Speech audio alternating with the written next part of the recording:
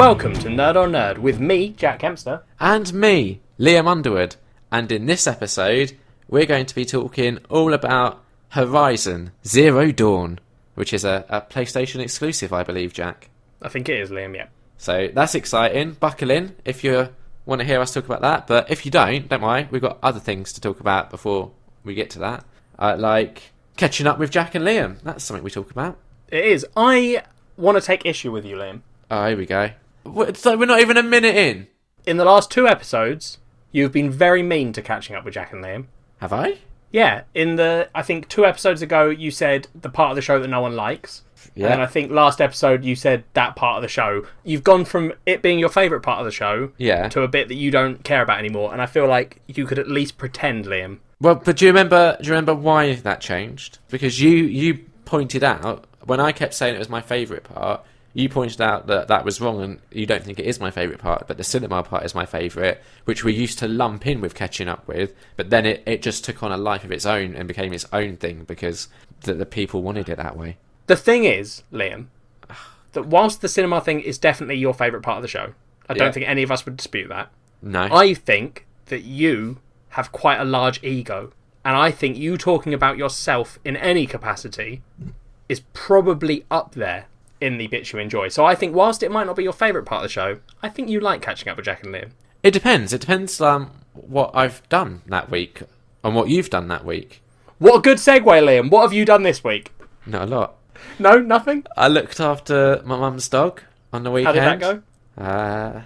Are you still allergic to your mum's dog? Yeah, I have to take Claritin before I go and see her, which is fun.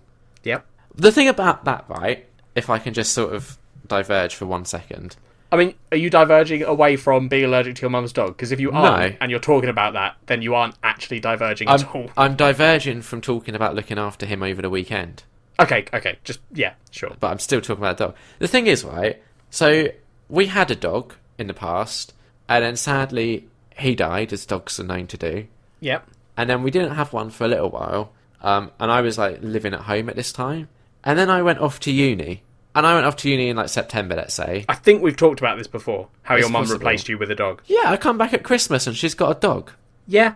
That I'm allergic to. If you had to rank you and your mum's dog against like where they fall in your mum's sort of, love. I don't want to say love because that sounds mean. Yeah. If your mum were to have to choose, say there was a horrible fire. Yeah. And your mum had to pick you or the dog. Yeah. Which one do you think she'd go for? Right, well, the problem with this scenario is she'd probably just assume that I could get myself out of that situation and then go for the dog. But she'd be wrong. Okay, that's... Yeah. Yeah, So, in a way, though, that does answer the question, Liam, because she doesn't know you well enough to know that you couldn't get out of a fire, which I would know. Yeah. I think, like, that's different scenario. If someone, like, broke in while I was there and put a gun to, like, the head of me and the dog and was like, you have to choose. Yeah, that's a good one. She'd probably, say, sorry, Bailey, you're fired.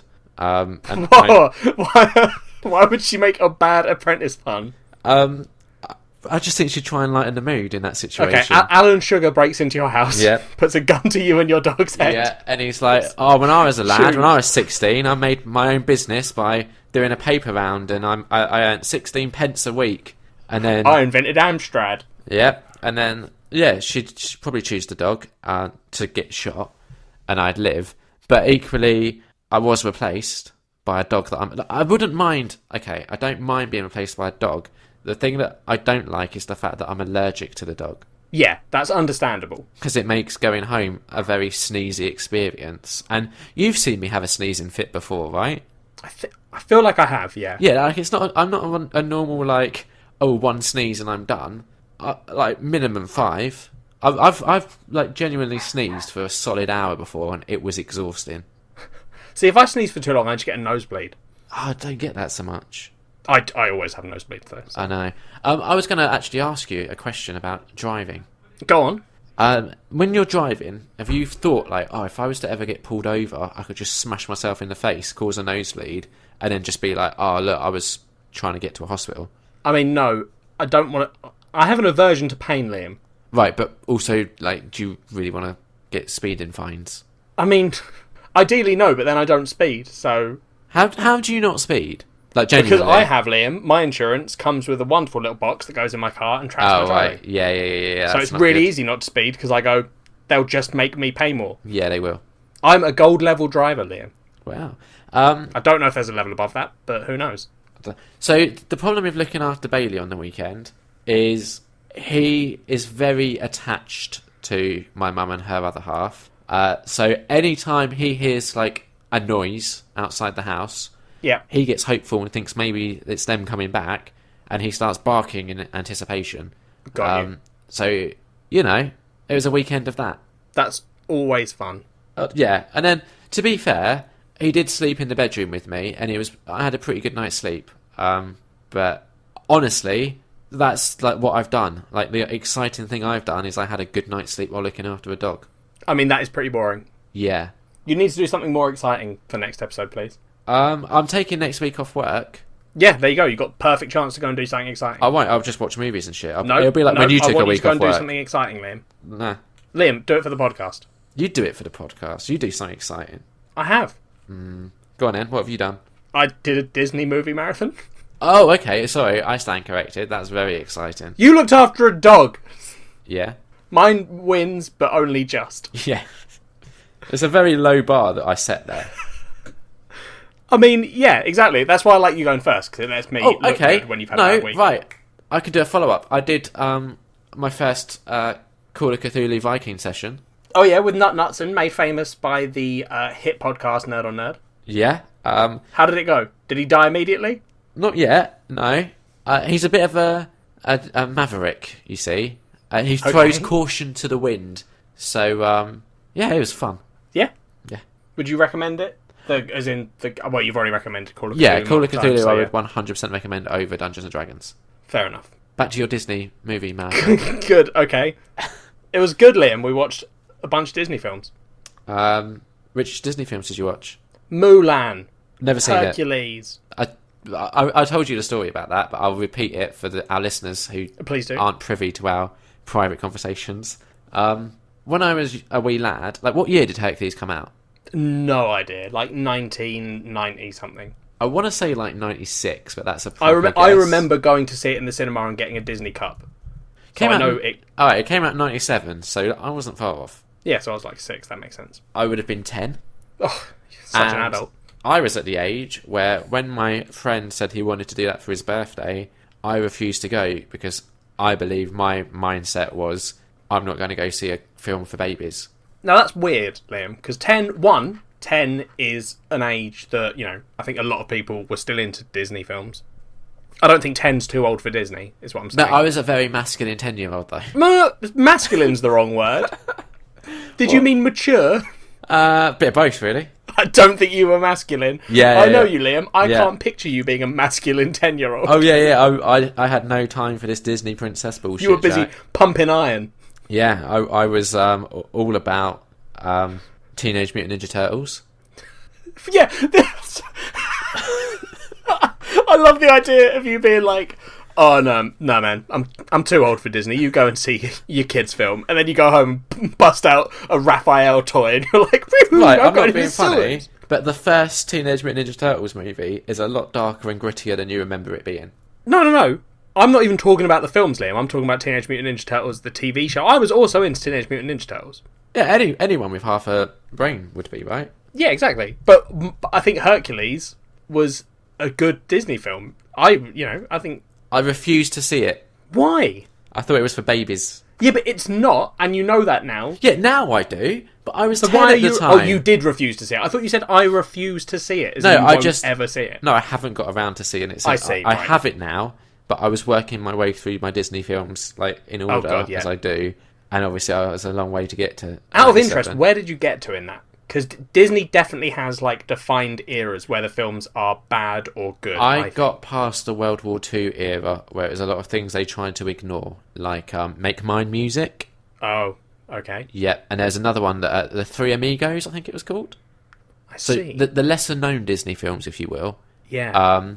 So I started doing that, and then I changed tact, and a website called Savvy were releasing them in steelbooks, and they weren't, like, in release order. They were just, I guess, whatever they could get the rights for. So I thought it'd be more fun to do it through the Zavi still recorder, because that was all over the place. So I can't remember what ones I saw. I think Dumbo was one of them. Yeah. And anyway, it got to a point where for some reason one of the Disney movies that Zavi released was Planes, which was a spin-off from Cars, I believe. Yeah. So then I had to go and start doing all the Pixar films so I could watch Planes. And that's kind of where I got to. I'm still doing the Pixar films. Jesus, fair enough. It's difficult being me, having to do things in certain orders. Yeah, it is. You've got a problem. Yeah. Good comeback. Thanks. You got me. But yeah, so we did Mulan, Hercules, Liam. Yeah. Then we watched. I feel like there's one that I'm forgetting that I watched. Okay. And I can't think what it would be. I know we watched Wall-E. Yeah. Which you don't like. It's not I don't like it. I was just disappointed by it. I actively hate it. I think it basically seeds this idea into young impressionable children that it's okay to doggedly pursue women. You're sort of like one of those kids that sort of watches a theory thing on YouTube or reads an article, and then you're like, "Man, it's so clever the way they've analysed this film. I'm gonna repeat it." No, this was just there's a lot I've read about WALL-E that is raving about how good it is. I very rarely read anything negative. So, once again, I feel very alone in this opinion. But the point still stands. No, I get what you say. I get your point on him being kind of creepy, except I don't think it's creepy in the way you think it is. But I do genuinely wonder if that is because you see the world through you know how some people wear rose tinted glasses. Yeah, I wear. You see it through a haze of black sort of rot. I wear the glasses from They Live, where you put it on and you just see like consumerism everywhere and people with skull faces. No, because that sort of implies you've broken out of the system and see the system for what it really is. I think it's definitely more like you wear glasses that someone's painted black and you're like... The day I was born, sucks. There was a glitch in the Matrix and out The day you were born, 1,000 women cried. Yeah, in happiness. No, in the rising of They thought, Lord. give it 16 years and we're all in for a jolly good rogering. I hate when you use old words. It's confusing and I don't like it. What do you mean? Like, I have this sort of mythology going, Liam, where I pretend that you're this ancient human being who refuses to die. But when you then say things like a jolly good rogering, it then sort of makes me wonder if I'm onto something. Anyway, Disney movies, come on. WALL-E, and then we watched Moana. Do you want to talk about Moana? No, not particularly, because you had a go at me. No, I said you can talk about it, and this is the part where you talk about it. So, it's brilliant, because I remember... when it was out at the cinema, I did a movie review for it, obviously. Yeah, you did, yeah. And I recommended you go and see it. Yeah. And I wanted to. I don't get this, because you said this when I told you that I'd watched it. You had this big old, like, well, I told you to watch it. And I responded with, yeah, and I wanted to go see it. I just didn't get the chance. Yeah, so, no, but what I'm saying is I'm pleased that my recommendation, that, you know, me thinking you would like it was a correct thought. I see. Yeah. So, you know, it's great, though, isn't it? It is. It's a really good film. Like, The Rock is just... even he's animated, he's beautiful. Well, sure. I don't know if I'd say that about Maui, but... Well, the songs are good. The songs are, mate, I can't stop listening to the soundtrack. Yeah, both me and Kat had a bit of a phase where that happened. Have you learnt the little, like, breakdown yet to You're Welcome? No, I probably couldn't do it by heart. I have been listening to mainly... There's a song called I Am Moana. Yeah. And I can't stop listening to the intro to that song because it gets me a little bit emotional every time. Okay. Shiny is also good. Shiny's great. And, what's the other one? The big song from it, like Where We'll Go or something like that. Yeah, I know what one you mean. The one that she sings. Yeah. About going to the horizon and seeing how big it is. Yeah. Yeah. It's just good. They've just done good songs. They've made a good film. The animation was really good. Yes, yep. Did you also see the short? Because I know, like, before the cinema, they obviously play it, so you have no choice. But I imagine if you watched it on, like, Blu-ray or something, it would be under the special features. No, we didn't watch it. What was it? It's about, like, a person's body, and it's, like, the heart and brain, and it's something along those lines, if I remember rightly. It's worth watching. Oh, okay. Yeah, I'll try and track it down. It'll be on YouTube, for sure. Yeah. That's what I did, Liam. It sounds like a fun time, Jack. It was pretty good, yeah. Is that it for catching up with? Yeah, I think so. Awesome. Guess what? What? We both went to the cinema, Jack. We did. That's true. But I've only made a title card for Liam went to the cinema, and now it's time for his spoiler Make a reviews new one. of the things that he saw at the cinema. You should just make one that's generic for both of us. I should. You're going to. So the first thing I saw, I saw Chips. I can't imagine this film's good. It's about the California Highway Patrol. Is it based on an old TV show? Yes, it is. Yeah, I thought so. So the TV show ran from 1977 to 1983. I've not seen a single episode of it. Essentially, from what I could gather, it's like Baywatch, but with California Highway Patrol officers. What does the I stand for? I can't remember. It does stand for something. Okay. But it's a little I, is the thing. So it's like Yeah. capital C, capital H, little I, P. Although, that's the TV show. The film, it's all just capitals. Fair enough. Was it good, Liam? Genuinely, it wasn't bad. Like, here's the thing. The comedy hits more often than it misses. Yep. I thought both Michael Peña, is it? Peña? Michael Peña and Dax Shepard, who play like the two main characters, had really good like chemistry, like that almost like bromance-y type thing that was really popular a few years ago and sort of has died down a bit now. Yep. And also, it does have Vincent D'Onofrio, however you say his name. No idea. The guy that plays Kingpin in Daredevil. Okay, yep, got you. He plays like the big bad, and he's awesome. And the thing is, I think it blends this mix between comedy and like car stunts, which I'm a big fan of. Has a good mix between the two. So obviously, not going to be a great film, but it was good enough. You know, I didn't feel like I wasted my time seeing it. 3 out of 5. Okay, average. Yeah, but better than bad. True. Also, if they ever want to use that quote on, like the DVDs or whatever, feel free. 3 out of 5. ... So average. ... Well, no, but more, not bad. No, more the bit where I said I didn't feel like I wasted my time seeing it. Oh, okay, yeah. That's probably a better quote for them to use. True. Next, I saw Power Rangers, Jack. I want to go see this. You should, but you need to manage your expectations. I'm not... It's Power Rangers, Liam. I'm not going in thinking it's going to be the best film of the year. Yeah, I remember when I was a kid and they released a Power Rangers movie and I went to see it. And as a kid, I think I loved it. Because the thing is, I used to... Do you remember they used to play like Mighty Morphin Power Rangers on like GMTV or something? And I remember like every morning in the summer holidays. And I have like distinct memories of jumping off of my sofa and like karate kicking over the dog. Of course. And it was just a lot of fun. Like, I'd watch it and then I'd do like, you know, karate moves across the living room. Like, I think everyone did that, right? No, that doesn't surprise me. I don't like... I'm not saying you're not normal for doing that, because I assume there were probably a lot of kids doing that. Yeah. But I think that does portray the difference between me and you, which is I'd see something like that, and I'd love it, and then I'd like go and play with the action figures or whatever. Whereas you would go, you'd see it, and then you would spend hours doing karate thinking maybe I could be a Power Ranger. Yep. Because that's like you in American football. Yeah. That's sort of the way you live your life, Liam, is you see people doing cool things. You go, I could do that. You then try to do it and give up very quickly.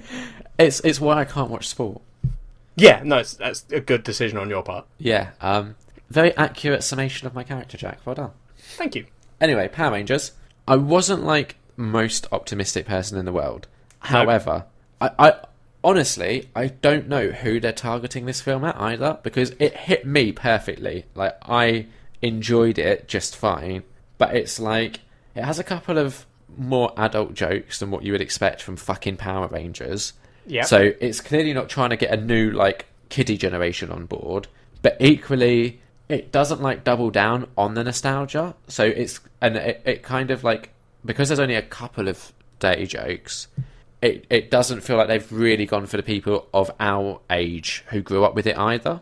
Yeah. So it's in this weird limbo, and I feel like the film would have been better if they'd have done like a 21 Jump Street kind of thing, where they'd remade it and like made it a bit more for older kids, essentially. Yeah. Do you think people will start doing that with franchises that were popular when we were kids? Because like, imagine something like for example, Pokemon. Yeah, right? Yeah, with like an R-rated. Imagine they went, everyone that used to play Pokemon as kids has grown up. Yeah. So let's do some sort of a bit like. Did you ever watch? Was it called Pokemon Legends or whatever? The one that was like following Red instead of Ash, and he actually was a badass trainer. I didn't see that one. It's worth watching. It's only a few episodes, but it's like it's not like adult, but they have police officer Pokemon and stuff that are helping a SWAT team, and it's kind of interesting because you're like, kids wouldn't give a shit about that. Yeah.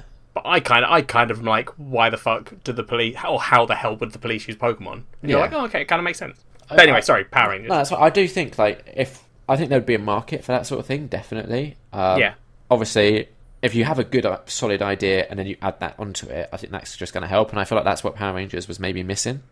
Yeah.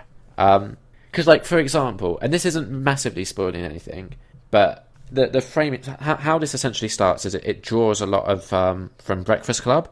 So it essentially starts with a few of the Power Rangers. They don't really know each other in school, but they all find themselves on a Saturday morning detention. Got you. And the reason why one of the characters is there is because she found a friend of hers, and it's never explicitly said, it's just so heavily implied that you have to take it, this is what it means. She found a friend of hers had sent a nude photo to her boyfriend, and then the main character, the one who we're meant to be rooting for and following, forwarded that out across the school. Oh. So this is what I mean, I don't know who this is trying to target, because that is such a, it's an interesting backstory for a character, but that's not something that you're going to want kids to be going to see. I mean, it's also I don't understand how they can then make that a good character. They really struggle. They really struggle. That's the most horrendous thing. That's horrible. Yeah, exactly. That's bullying. That is literally bullying. Well, hence why she's in detention, Jack. Yeah, but that's even worse. I think you can be arrested for that kind of thing. Oh yeah, you can. That's insane. Yeah, exactly. So it's a very odd film tonally, and they could have done with a bit more light in a few scenes. There's a lot of darkness, and I don't know if that was to maybe mask not the biggest CGI budget or anything. Got you. But I'm not gonna lie. There's a moment when the theme tune kicks in from the TV show. Yeah. And it just transported me back to being 6 years old. So fair enough. It was a lot better than I was expecting it to be. Bryan Cranston plays, what's his name? Zod, I want to say. Oh, Zordon. Sorry. Zordon, yeah. Yeah. Isn't Zod the? Isn't Zod that's Superman? Yeah. Yeah. Bryan Cranston plays Zordon, and again, the CGI they've used to bring him to life, it doesn't look great. No, I mean, even in the trailer, it didn't look amazing. It doesn't. And equally, at the end of the film, it can't help but be a kind of Transformers-light CGI battle. Yeah, yeah. But you kind of expect that, right? I have one question. Yeah. Does it play out? I know, obviously, there's going to be more detail and stuff than a TV episode from a kids show, but does it play out in the traditional Power Rangers style, e.g., they fight things on foot for a while, then a monster appears, they fight that for a while, then big monster goes big, then they have to get the Zord? It's more based on, the majority is them grouping together and just trying to morph into their suits. Oh, okay. There's a little bit of foot fighting, but it basically, all of the fighting pretty much happens in a big battle at the end, so it quite quickly escalates in the kind of manner that you said. Fair enough.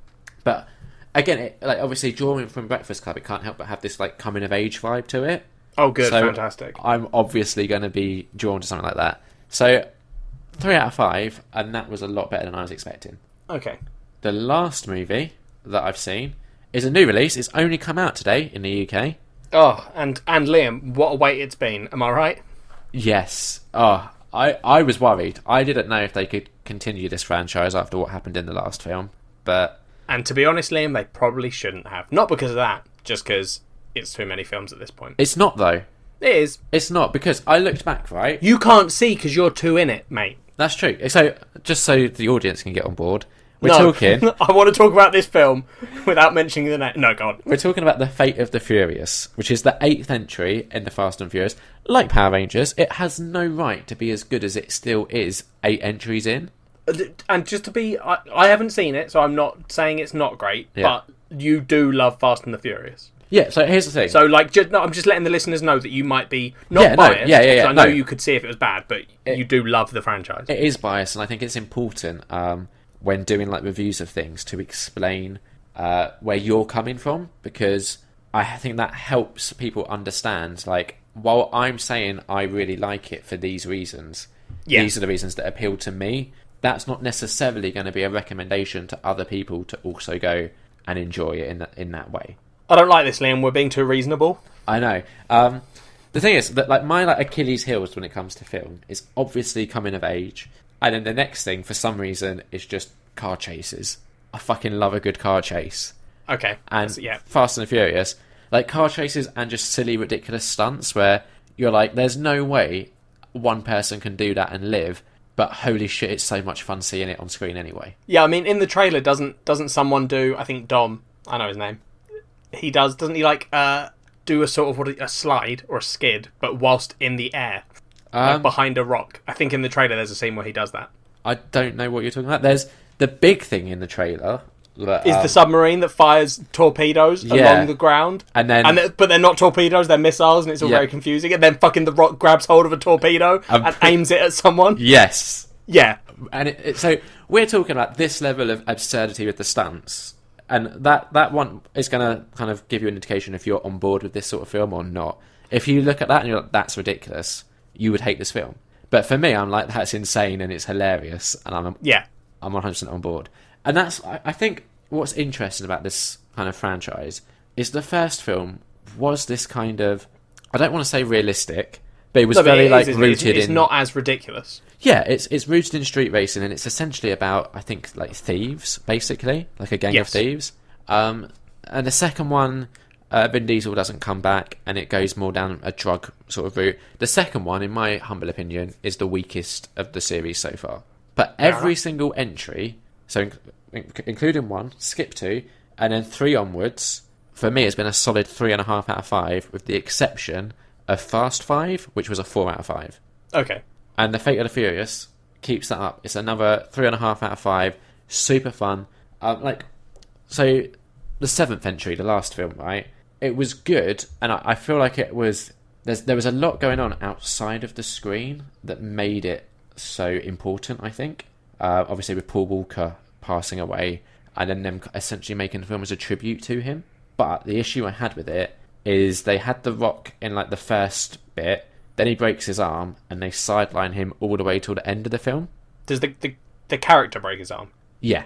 So really? Yeah, exactly. Was that their way of... Was The Rock doing something else? I think it was something like that. There was like scheduling conflicts or something going on. That feels like such a weird way of doing it. I know, and it was a real shame because he is a highlight, 100%. Yeah. I think he was introduced in the 5th film and is a big reason why that got 4 out of 5. This one, he has a much bigger part, and I was delighted. The only slight issue is he's a bit of a badass in the previous films. In this one, they start taking a bit too down the like comedy relief route. Oh, okay. But honestly, like Dwayne Johnson just sells that. So he looks like he's having a blast. I'm having a blast watching him having a blast. It's all good. Vin Diesel even gets to do a bit of acting in this one, and he pulls it off. I like Vin Diesel. I like Vin Diesel, but when I think of good actors, he's not top of the list. He played Riddick in Chronicles of Riddick. Yeah, did that require a lot of acting, or did that require him basically being man quiet? Who could see really well in the dark, Liam. Okay. Imagine how hard that is if you can't see very well in the dark. I can't. For me, that would have been really good acting. Maybe he's got very good night vision. You're like the opposite of Riddick from Chronicles of Riddick. And Vin Diesel, if we're going to be honest. That's true, yeah. But yeah, it was... So I didn't think continuing the franchise without Paul Walker. Wasn't sure how that would work. But I think this has been good enough that I'm on board for the next 2 films that I think have been greenlit. See, I think that's pretentious. Greenlight, not just for them. I find it annoying when anyone greenlights like 2 films ahead.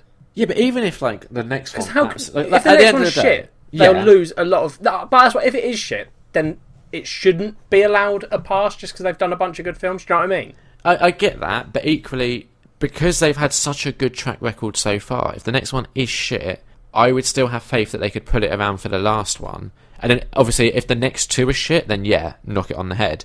But I would say if you've done like 7 out of 8 consistently good films, you're allowed another bad one. Obviously, I hope they don't, but I would forgive them. I hope they do, just so we can see what your reaction is. If I could just end my review with this, no, I would like to say that I think there's enough gas in the tank for a few more outings yet. Was that something they say in the film? No, it's just like a car reference, isn't it? Gas in the tank. Jesus fucking hell. Yeah, sure. I forgot to mention one bit as well. Just to give you an idea, the very first, like, stunt, if you will, in this film is basically Vin Diesel doing a street race, okay? Because, you know, we've got to take it back to our roots. Are they pretending they're still street racers then? Yeah. Okay. And that street race ends with Vin Diesel driving a car in reverse because the front of the car is on fire and he can't see out of the windshield because it's on fire. Of course. So he drives in reverse. Oh, it's just so good. It's like, it's so ridiculous, but so good. Like, at this point, the characters are essentially superheroes. Like, their superpowers are good driving and surviving ridiculous stunts. I don't know if you realise how ridiculous the superpower of good driving sounds. But if you see them in this film, I feel like I've got a point. Yeah, no. I 100% know what you're talking about. It just sounds ridiculous. Yeah. But yeah, 3.5 out of 5. Like, just solidly entertaining. Fair enough. But I wasn't the only one that went to the cinema, was I? No, I also went to the cinema, Liam. Oh, tell me more. I went to see Ghost in the Shell. Okay, this was recommended to me by a couple of people. Really?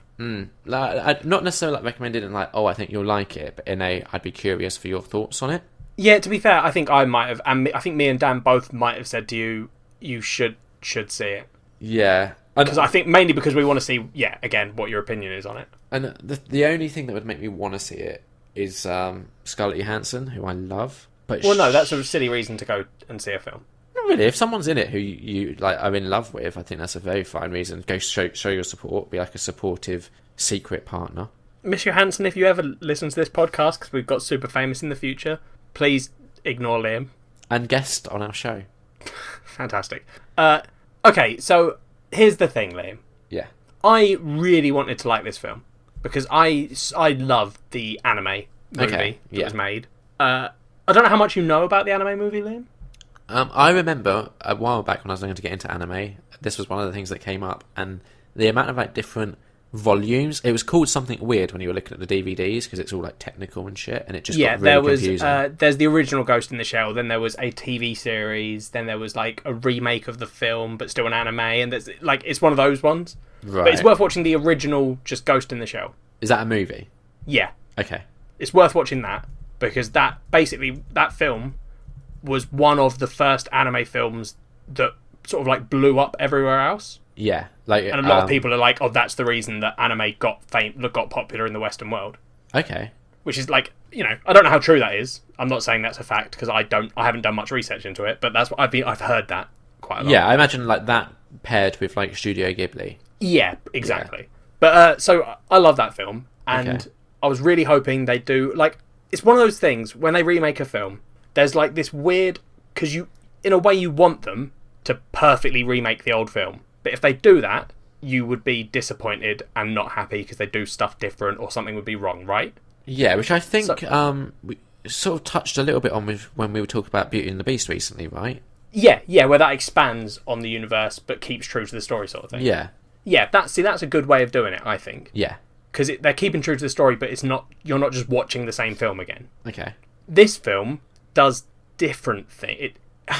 It changes the story, and it does it in a way that I didn't like particularly. Like, I like the new story, but it's not as interesting as what they were doing in the original one.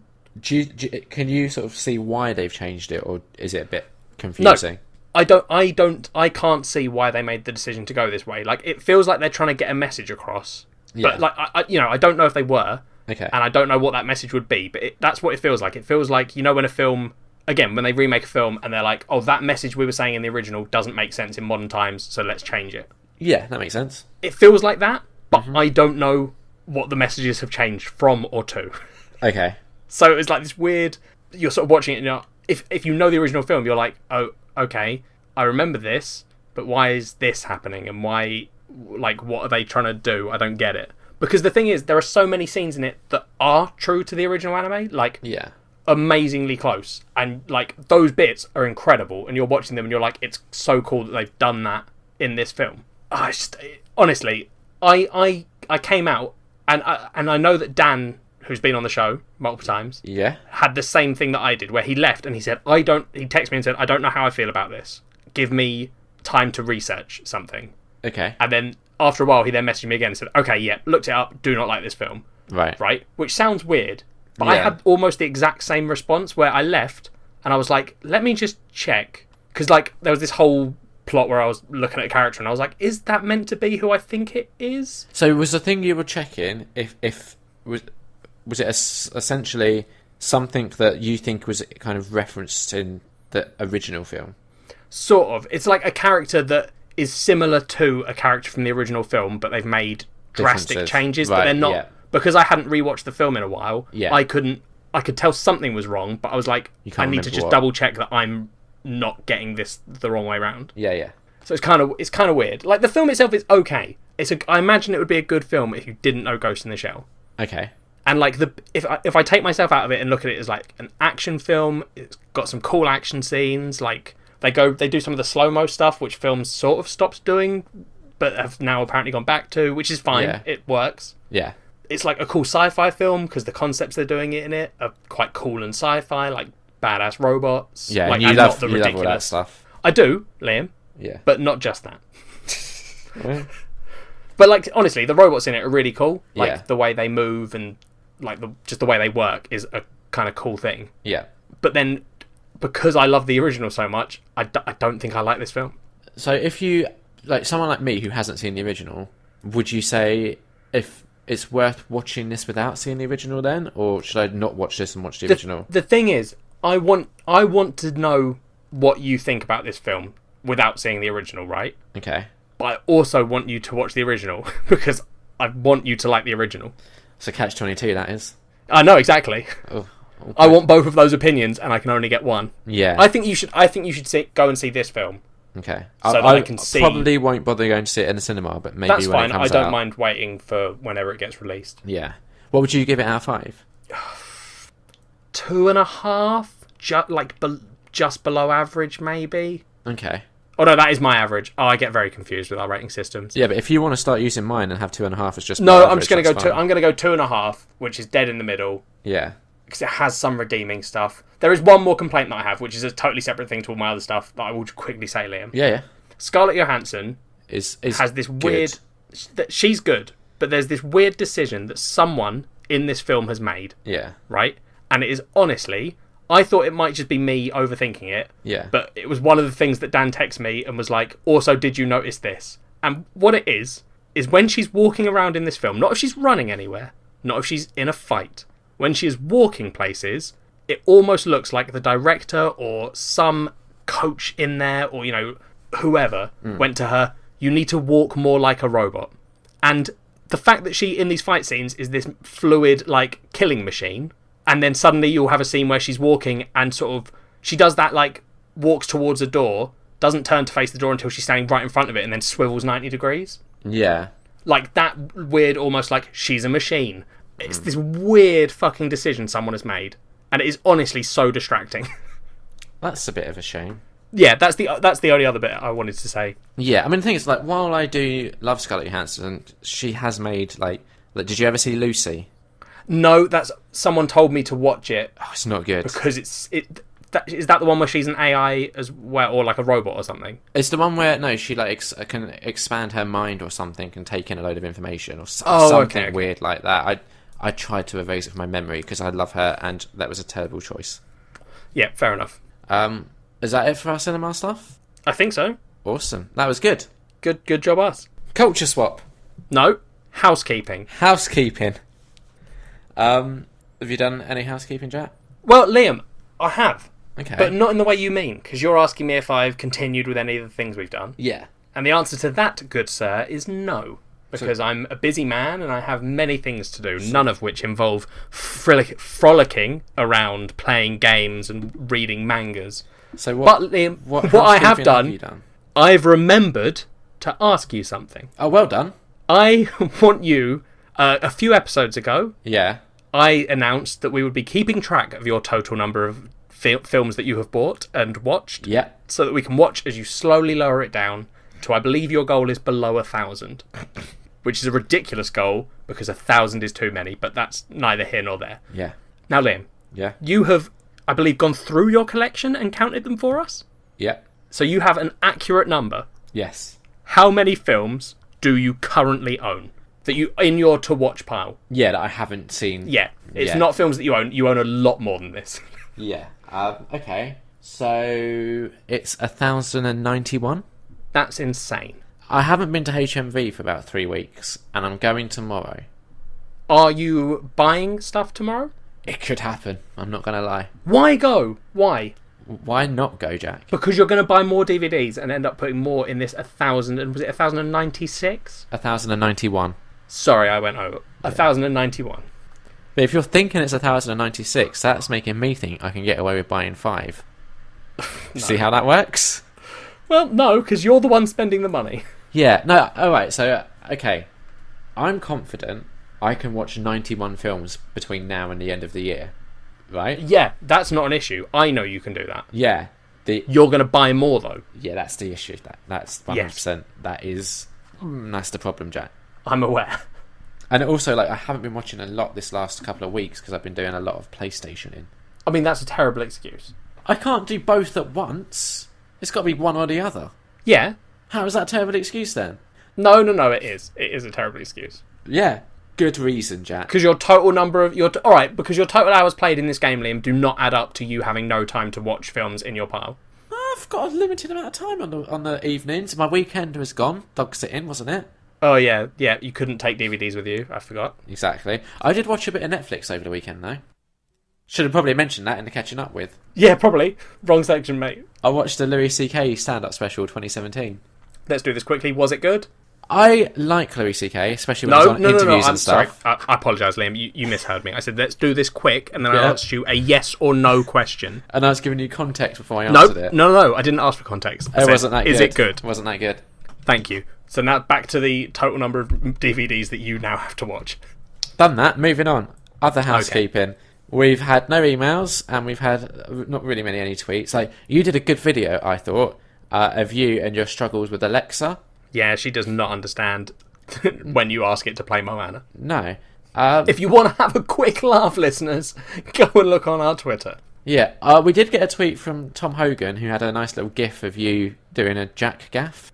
Did he? Yeah, have you not seen this? Shit. No, maybe not. So, yeah, that's pretty much all of the activity we've had on Twitter so far. So Thanks for being into contact, Tom. Yep, appreciate that. Everyone else, step your game up. Yeah, no tweets. So other than communication, Liam. Yeah.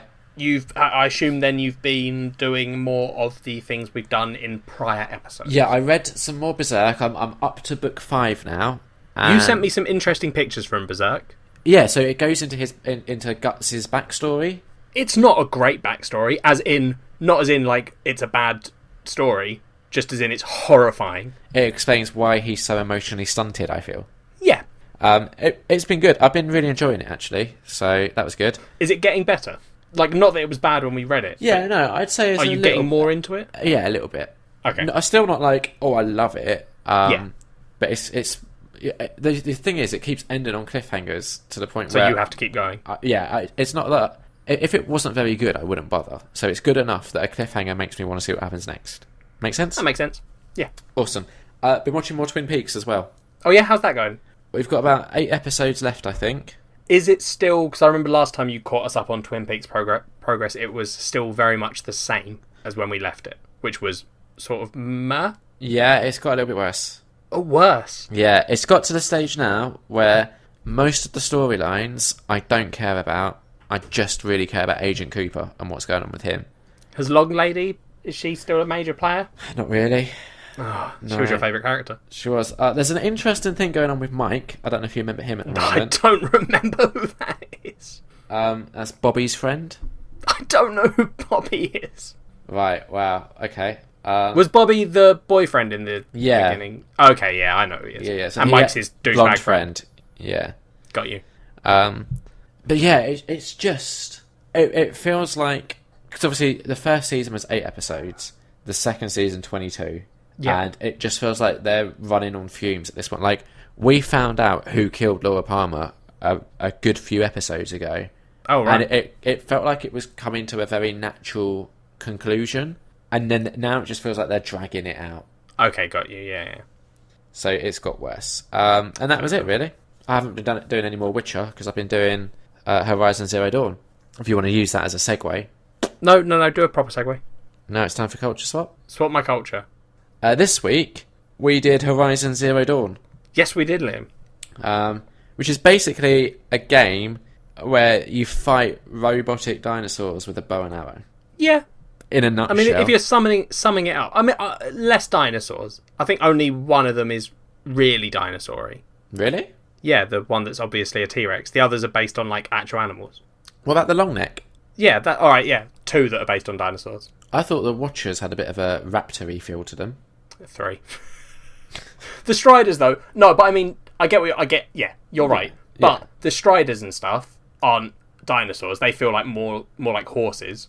Yeah, not like a little Stegosaurus without the spikes? No, definitely like horses. Stegosaurus had an arched back and you definitely wouldn't have been able to ride one. There's a few that are like pterodactyls, essentially, though, right? No, those are vultures. How did you... I mean... I was in the dinosaur they're pretty heavy-handed mindset, with what the animals are meant to be based on. Like, the one that's based on a crocodile kind of looks like a fucking crocodile. Which is technically a dinosaur. No, it isn't.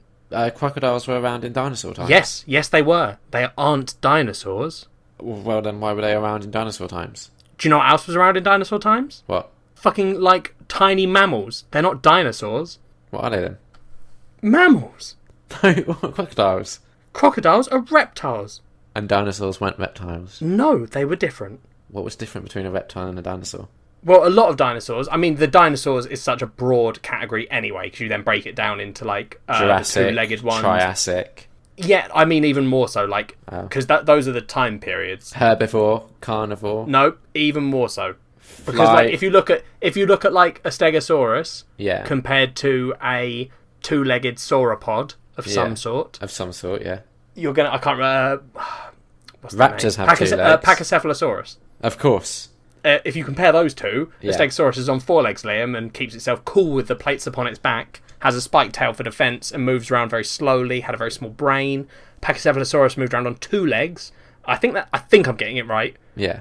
Are they the headbutty ones, or are they the ones with the big old horn-like nose? Oh, they were in Jurassic Park 2: The Lost World, the headbutty ones. Yeah, I think they might be the headbutty ones. Yeah.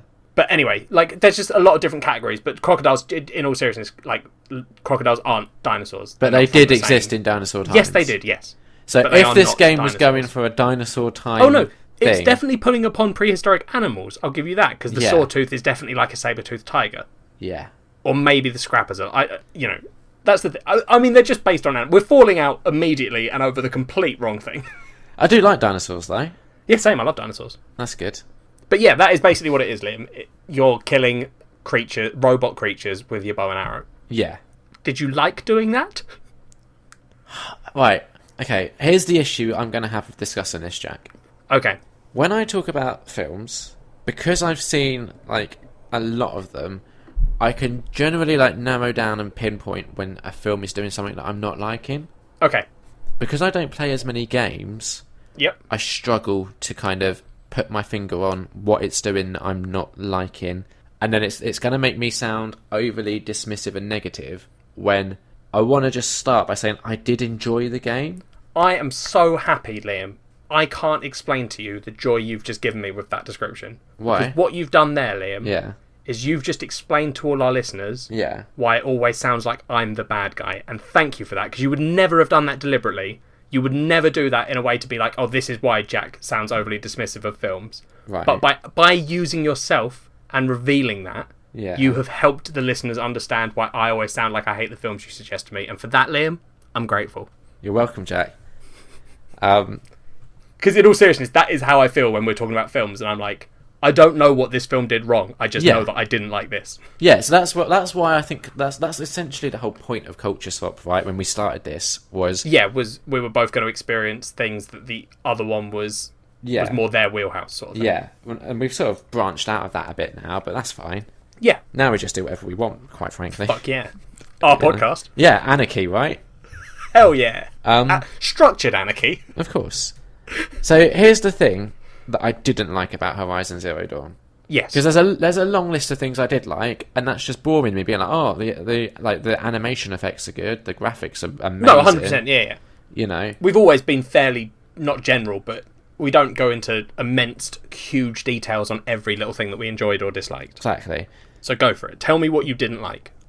There's something, and I can't put my finger on it, but there's something about the combat that I'm not quite gelling with. And, like, don't get me wrong, compared to, so, like, I guess the only other, like, action RPG I can fairly compare this to is The Witcher 3. Yeah. And they're very different games. We've got to they say are. that. The combat in this is definitely better than in Witcher 3. And even, like, the stealth in this, I'm not normally a big fan of stealth, but I think this game handles it quite well. And here's the issue that I have. Because the combat feels like there's something like not quite right, it means that I feel like if I've got a group of creatures that I need to like attack, if you will, yep, I know that I can't straight up attack 4 creatures at once because they'll overwhelm me and surround me and I'm fucked, right? Yes. So I have to play stealthily, and that's the issue. Not necessarily, but yeah, that's kind of the issue I've got. Is I feel like. For me, I feel like if I'm doing a quest like I have been, where I'm 10 levels higher, I feel like I should have the option where I could either do it stealthily, or if I wanted to charge in like bow and arrow blazing, I should still stand a shot of coming out of that alive. But I feel like I don't have that option. I feel like if I was to do that, that's suicide. I have to always take the stealth option, no matter how much stronger I am than like the recommended level or whatever. Yeah, I get what you're saying, and I agree, and it's a valid complaint. Yeah. Right? I think not the issue. I don't want to say the issue you've got, because it's like, I get what you're saying and agree with you. Like, you can't rush into combat in this game no matter what level. Yeah, exactly. Like, I guess against like Striders maybe, which is for the listeners is like a low level enemy. Yeah. And by low level I don't mean low level, I mean like, yeah, they've got like they're the 2 enemies that you meet at the beginning of the game. Yeah. So like groups of them, you can pretty much, if you accidentally run into them, you can just about get out of it. Yeah. Oh no, you're fine. Yeah. You just hit them with your spear. Yeah. Sorted. But I think that's the thing, like, because while you have a lot of different guns and stuff, right, it's like you can buy different weapons and whatnot. Yeah. They still don't, like, I've got like 4 shadow weapons at the moment. I don't feel any more powerful. But okay, so this is what I'm going to say, Liam. This is what I'm trying to say, right? Is what it feels to me like what you're wanting. Yeah. Is a game that leans more heavily on the RPG of action RPG, right? Yes, exactly. What this game does is the RPG element of it is literally just for unlocking what would effectively be perks in an RPG game. Yeah, like so skills, right? Something that doesn't make you stronger per se, but it gives you another option. Yeah. Right? So I was doing a bit of research before we started recording. Okay.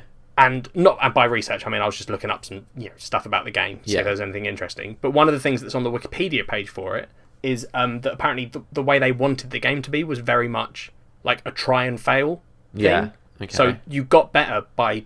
So when you say, I walked into a group of enemies and they're too many for me and they killed me, which has happened to me on the game a number of times. Yeah. That's like... The whole point is you're meant to do that. Yeah.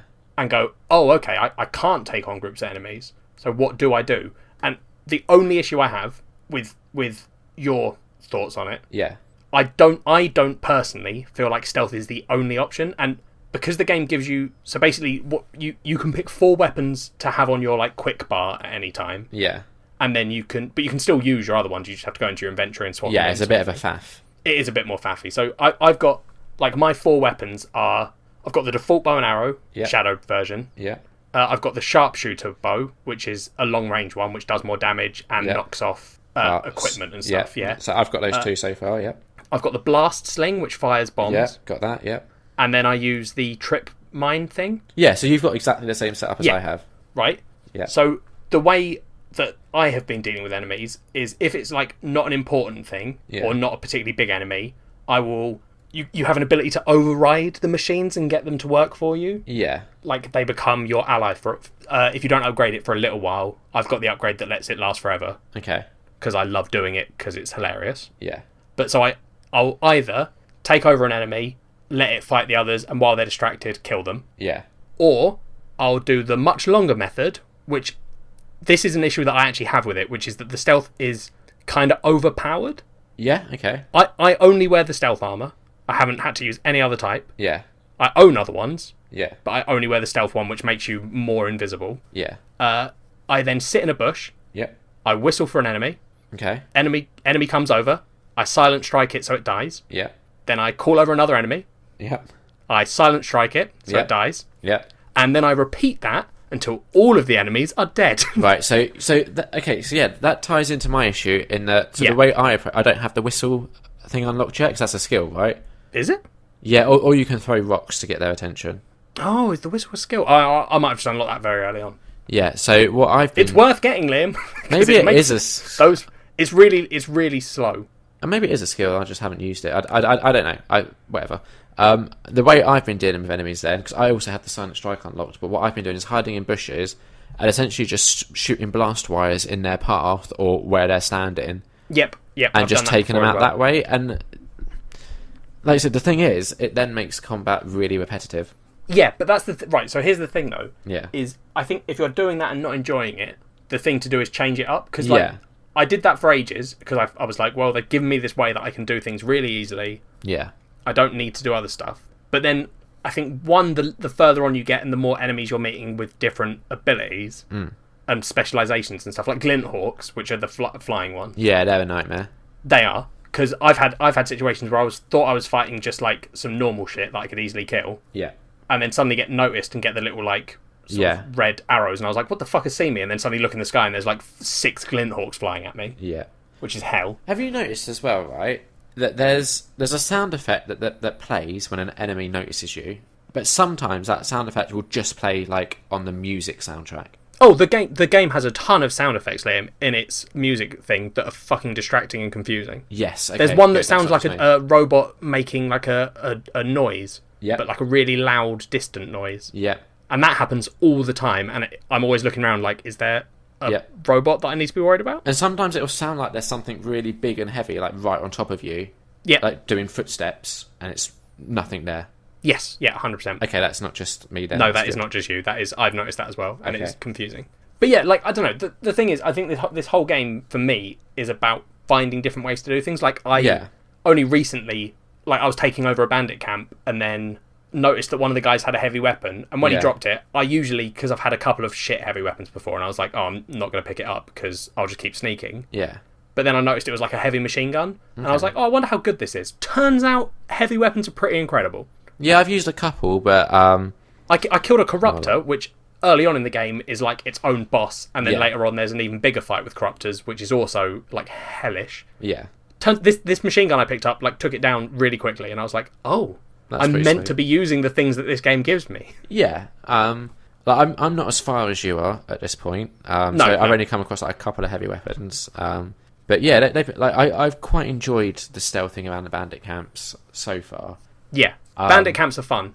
Yeah, what I don't like is a couple of missions to basically, like especially towards the start of the game, I guess to make it a little bit easier for you, there's like a safety put in place where if you're spotted, there'll be allies around that will jump in to help. Right, yeah. I found that really annoying because I didn't notice that, Liam, because I was too good at stealthing. I did not have that issue, and I would get spotted, and I'd get annoyed because I'd want to do that bit all entirely in stealth, just to, because I was finding it fun. And normally, if you're spotted, you can then like hide and get back into stealth. But when all your allies start fucking jumping in and throwing bombs and shit, there goes that option. So, but I mean, that fits the story. It's not like that's horribly jarring when that happens. No, it just it was annoying to me. And they don't just do it like, I know it is a safety net, obviously, but it doesn't like, they don't phrase it in that way. No, but I just wanted to do these bits in stealth, so it took me longer trying to do them in stealth because I wanted to for my own like pleasure than if I'd have just let all the safety net come in and take control of the situation. Yeah, I see that. But yeah. It is a really good game, and I've done probably about 20 hours, and I'm about 33% complete.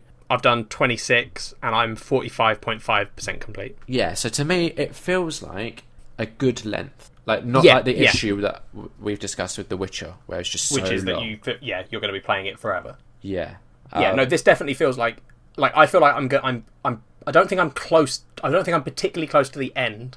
No, you're about halfway through, Jack. No, but I've also been doing, collectibles and stuff. Yeah. So to get to the end story, I don't have to do all the side quests, I don't have to do all the collectibles. Yeah. So I'm probably about 2/3 or 3/4 of the way through the main storyline, I think. Okay.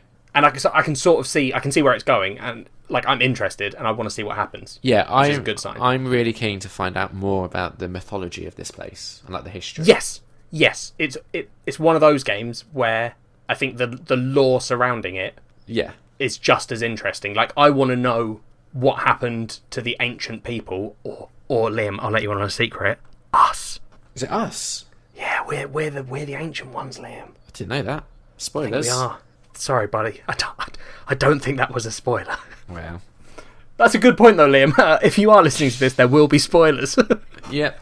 We're a bit late with that one, but It's fine.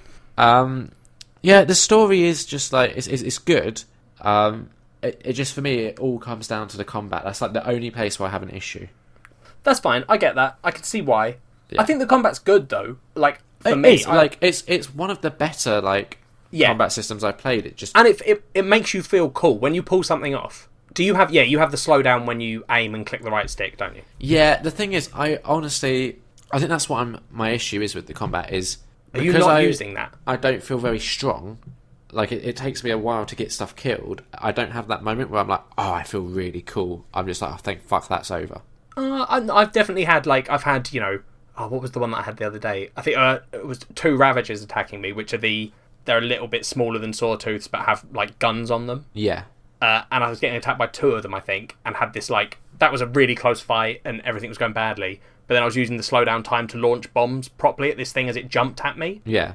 And it felt like a scene from an action film, like this thing launching at you, and you slow-mo pulling a sling to fire a bomb in its face. Yeah. And then accidentally launching a sticky bomb, which has a timer on it, so then had to spend about 5 minutes rolling out the way at this thing until it blew up. So it was less cool when it happened, Yeah. but it felt cool. Okay. I guess that's, like, one of the things... Again, like, I always kind of... Because I don't have that wide pool of knowledge with games, I have to go to what I know. And, like, one of the games that has just made me feel so damn cool playing it for moments like that was probably Uncharted. Yeah, I can see that. I can see why. Yeah, and because that gives you those cinematic scenes that are like a cinema scene. Yeah, like one of my favourite games as well is the Tomb Raider remake or whatever it was called. Was it Rise of the Tomb Raider or was that the second one? No, that was the second one. I can't remember what one before that was. But that had a few moments like that as well where you felt really cool. Yeah. Like, here's the thing, right? So there's been bandit camps where I can't one-hit kill people if I headshot them, and that annoys me. Yeah, but it makes sense. It does, and like, so certain robots have like weaknesses, but they honestly don't feel that powerful. Well, what they do is they trick you early on by giving you... So the Watcher has a big eye on the front of its face, and if you shoot that with an arrow from your basic bow, so long as you hit it, it dies if you hit the eye. Yeah. Most other enemies later on do not have a one-hit kill weak spot. No. They just have bits you can like knock off to and make them lose abilities, or you can, for some of them, if you hit it with like a fire arrow on its like gas canister, it blows up and sets it on fire. I kind of wish that they'd had I wish each enemy had like that sort of weakness, but in different ways. So, like, for example, to get to the weak spot for one enemy, you'd have to like break away a load of its armor before it would reveal that weak spot, and then you could get it. But again, it's not going to be easy to get. Like, it'll be in a defended position sort of thing. But the thing, I like the fact that they don't all have a weak spot that kills them, because not like it doesn't make sense in that world for them to have, like, the Watcher. The reason it has that weak spot is because it is designed to like watch, so it has this big old eye. Yeah, and if you fuck that up, the Watcher dies, because that's what it does, and that's where it all is. Like, sort of thing. It's totally fine for the bigger ones to not have that, but I just kind of feel like the smaller enemies, I would have appreciated if there was just something to make it feel. Just hit him with a blast bomb, Liam. Like, some of the weapons, like the Rattler, I just found completely ineffective.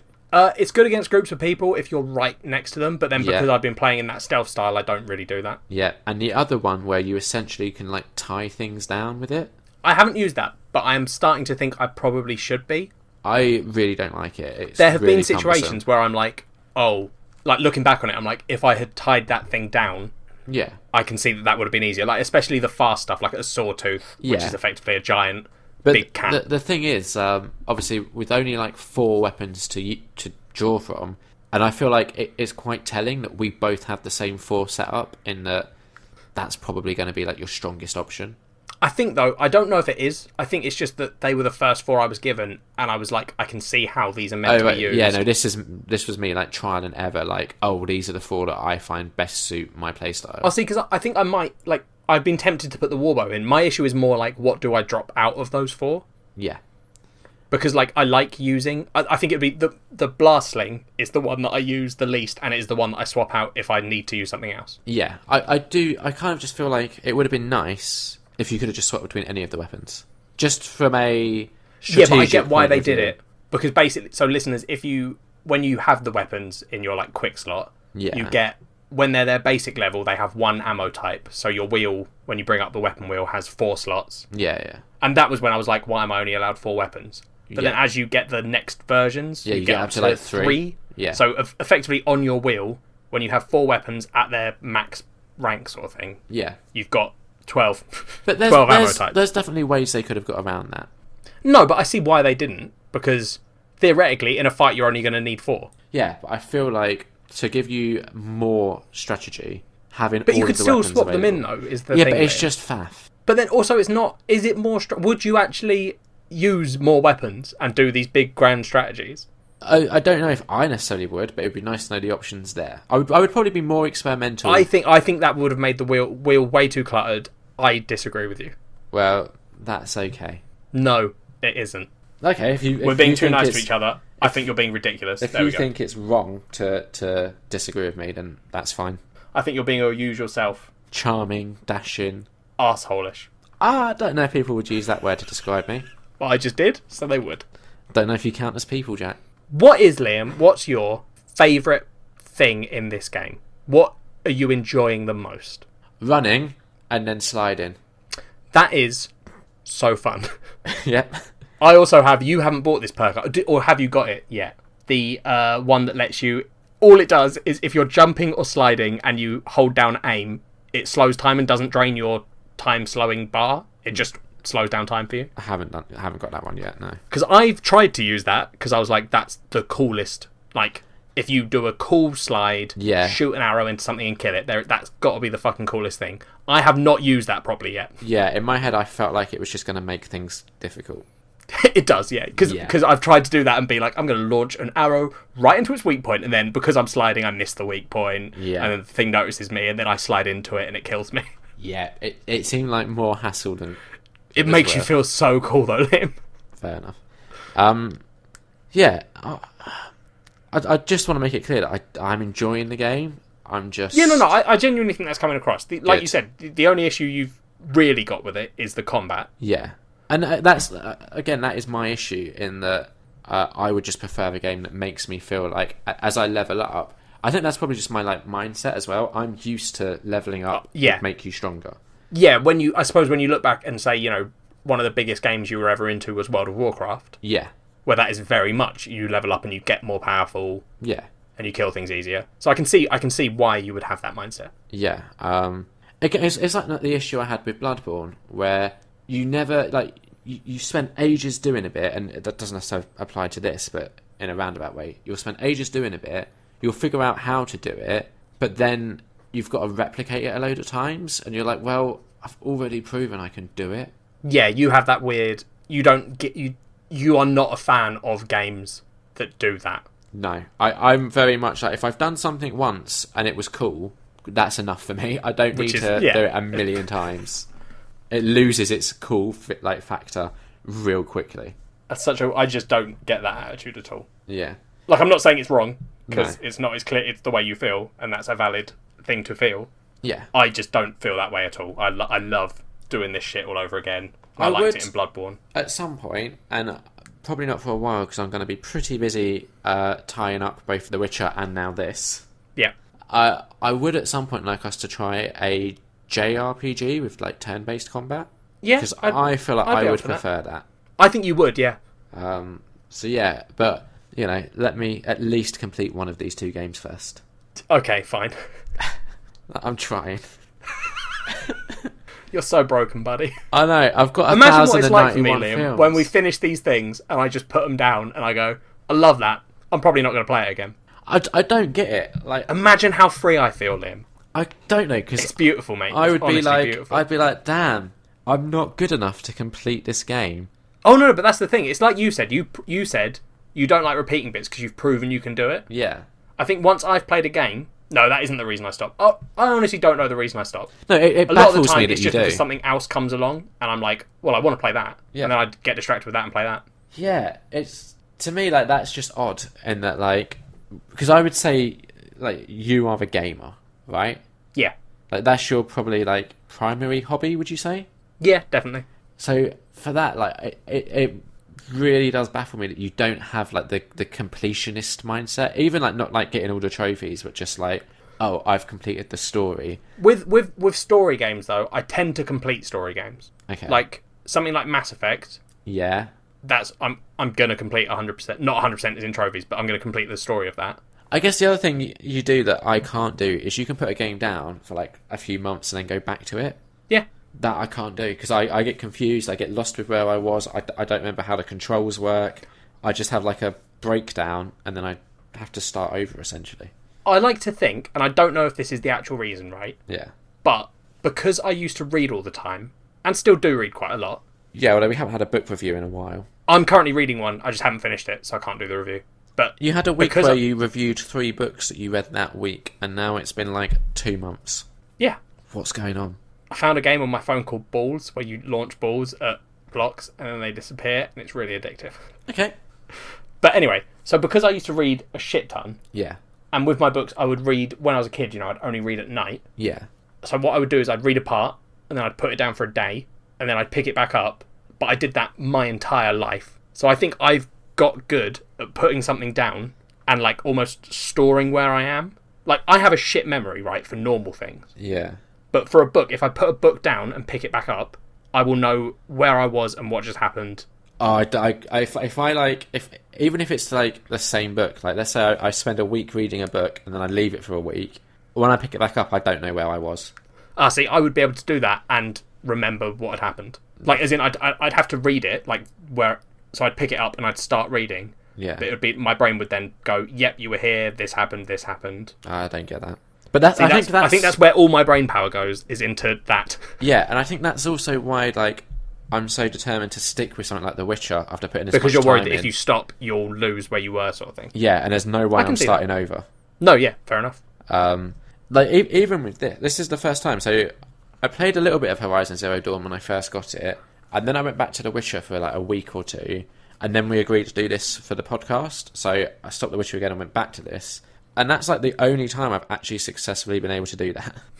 So what are you going to do? You're going to have to... I'm going to pause this and go back to The Witcher for a bit, because But then will you remember where you are in this? I'm going to just try and alternate, I think, every couple of weeks. That's what I was genuinely going to say. Are you going to have to alternate them? I think so. I think with The Witcher, I do feel like I don't want to say I'm near the end, because... But you think you're getting towards the end? I'm making and I've got a lot of the side stuff done, so that I can just focus on getting the main quest ticked off now. Okay, that's cool. Yes, like a lot of the trophies and stuff that I was working on, like the Gwent one, which took ages, and there was like missable things. That's done, so I don't have to worry about it now. Yeah. And also, I'd need to say a huge props to Horizon Zero Dawn for not featuring any missable trophies. Like, I know that doesn't bother you, but for someone like me, that's a massive tick. It bothers me insofar that I'm happy that when I said to you this time, can you please try and get to this point in the game? Yeah. Instead of you being like, well, I can't miss the Gwent cards, so I have to, I'm not going to get there. Yeah. For this, I was able to go, no, Liam, you're close. Please do the main quest. And you could then go, well, I'm not going to miss anything, so I will do a bit more of the main story to get there, sort of thing. Yeah, exactly. Which is good. It's generally how games should approach the trophy system. I agree with you on that. Yeah. Missable trophies are weird to me. Yeah, they're fucking annoying. I don't play for trophies, so I also don't care. Like, I don't get it, but I also don't get regular trophies particularly. Yeah, so. but I bet if you can put yourself in that position where you're like, if it did bother you, I can see why that'd be annoying. Yes, exactly. Yeah. Anything else to add on Horizon Zero Dawn? I think so. I'd just like to say, personally, right? Yeah. I'm a huge fan of like finding new monsters in a game and stuff. Like, I love when a game has lots of different enemies for me to find. Yeah. And I haven't found all the enemies in Horizon Zero Dawn yet, which makes me happy. I've only got like 3 left to find. Yeah, but you've also I didn't find I'd seen Stormbirds, which are these big fuck off birds, but I hadn't actually scanned one because like that. honestly, one of my favourite things playing this game was, you know, when you first leave the main first area, so you go into the rocky land. Yeah. There was this moment where you're going through that pass, and I saw a stormbird flying around. Yeah. And I went to scan it, because I was like, well, I want to see what enemy that is. Yeah. And I was like, oh, that's already big, but it's also far enough away that my scanner won't pick it up. Yeah. And I was like, I could go and find out what that is. Or I could just, like, leave it and be like, I don't know what the fuck that is. Yeah, it's bad news. Yeah. But then, like, so there was this, it felt like a really cool moment. And it's the same with the first Thunder Draw I saw. Yeah. I was like, I can tell this thing, like, there was this moment where I was walking along trying to get to wherever the quest marker was. Yeah, and it's attacking someone, isn't it? Yeah, the ground was shaking. Yeah. And I was like, I don't know what's causing that. That wasn't when I found the Thunderjaw, because I was carrying on following that road, and it was like behind a mountain, so I couldn't see it. Yeah. So I was like, I still don't know what caused that. And then later on I went back, and it happened again, and I was like, I need to find out what the hell is doing this. And then saw a Thunderjaw and was like, okay, this game is cool as fuck. Yeah, that makes sense. Like, there's just been so many moments I've had that are like, feel like that, where I'm like, that's such a cool moment to have in a game. Yeah. I enjoyed it. Like, the thing is, like, so the Thunderjaw was a interesting fight, but like the Thunderhawk, I think it's called. I think you'll find it's called a Stormbird, whatever it's called, was a really like. I don't know if it glitched or what happened, but I basically shot all of its pieces off, and then it just hovered in the air in front of me while I just fired arrow after arrow into it. And it honestly took probably like a solid 5 minutes of just shooting arrows at this thing. Well, that does without sound like it really moving. Yeah, no, I get that, but right, what I'm saying is it took 5 minutes without it really moving to kill it. I can't imagine how much of a fucking nightmare that's going to be if it doesn't glitch. Yeah, I get that, but... And that's what I mean by you never really feel strong. Like, it's not like at some point you're going to unlock a special arrow that's going to just fucking decimate things. No, that's true. Which would true. be nice. But there must be ways to fight these things that make sense. Possibly. I don't know. What would you give it out of 5? I think a 4 out of 5 for me. I'm going to agree with that. Oh, look at us agreeing. This is getting more and more common, and I don't like it. Yeah, so yeah, we're agreeing a lot. I need to recommend a movie that you probably won't like or something. Yeah, yay. Or you can recommend a fucking anime or some shit. Yay. So, Liam. Yes, Jack. What are we doing next time?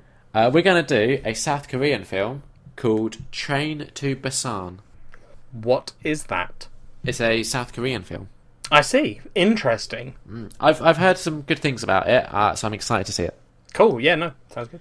But can I just say to any listeners that we might have, we are happy to take recommendations of things that you think we should do on future episodes. Yeah, our listener recommended list has got very small. I mean, it wasn't massive, and then we did Blue is the Warmest Colour, and that essentially halved it. Yeah, so please recommend us stuff that you think we should watch. Yeah, or play, or read if it's a comic book. Yeah. TV shows, we do them too. Yeah. Don't be a dick and recommend an Xbox One thing, because we don't have that. Well, you can do it, but we might not do it. Yeah, alright, fair enough. But yeah, I understand it. It's probably a bit annoying for the listeners that every week Liam says, contact us, we want to hear from you, we want a discussion, we want a conversation. But we do. Good job, Liam. So maybe to start that conversation, you could recommend something to us, and then we can talk about it on the show, and then you can email us about how wrong we were. Yeah. Because, Amanda did that with Moonlight. That wasn't necessarily a recommendation, but here's the thing that I don't know if people understand, right? And I don't know if you feel this way, Jack, so I'll just speak for myself. I am happy when people have opposing views to mine, because I don't, immediately think, my view is the right view. Well... It is, but other people can have their views as well, and it's interesting to me to see why they think that. Yeah, well, you know that my favourite thing to do is argue. Yeah. And you can't argue if people have the same views. So I'm always happy if someone has another view, because it means I can argue with them. Exactly. So recommend stuff, and even if you don't think we'll like it, that's a good reason to recommend it. Yep, because it means you can then try and inform us on why we're wrong. Yeah. We can all argue with each other. You can become our best friend. And our housekeeping section gets more interesting. Exactly. So you're helping the show, but really, because you listen to the show, you're helping you because you'll have more fun, right? But Liam, Yeah. there's a really important question that I've got to ask. Okay, yeah, go for it. Because you're telling these people to get in contact with us, Liam. Yeah, I know. But, so I'll role play. I'm a listener. I've just heard you say that, and I'm like, I've got the perfect thing to recommend. I want Liam and Jack to read The Stand. It's the perfect recommendation for them. Okay. But how can I let them know? Where do I go to let them know that they need to read Stephen King's The Stand? It's real simple, hypothetical listener. You can go to Twitter, where you'll find us at Nerd on Nerd, and all you do then is you just tweet to us. You start the tweet with at Nerd on Nerd, and then you just type, "Dear guys, please read Stephen King's The Stand. Thank you." Now, maybe you want to give us reasons why we should read The Stand, hypothetically. So you could email us at nerdonnerdpod@gmail.com, and then you can embellish. You could be like, "Dear guys, please read Stephen King's The Stand, because it's a really, really, really, really, really long book, and I think you'll enjoy it." Yep, that was the reason. Yeah. But Liam, I don't there's- have social media, and I don't understand emails. And when I said I don't have social media, I meant I only have Facebook. Oh, well, that's fine. If you just go onto that Facebook page, Yeah? and then if you search for our Nerd on Nerd page, which you can actually find just by typing in a URL, did you know? Facebook.com/nerdonnerdpod. Yeah. If you do that, you can get to our Facebook page, and you could like it, and then you could say, "Hey guys, please read The Stand." Oh, it's great, isn't it? I love technology. Do you know what else you could do? I don't know, Liam.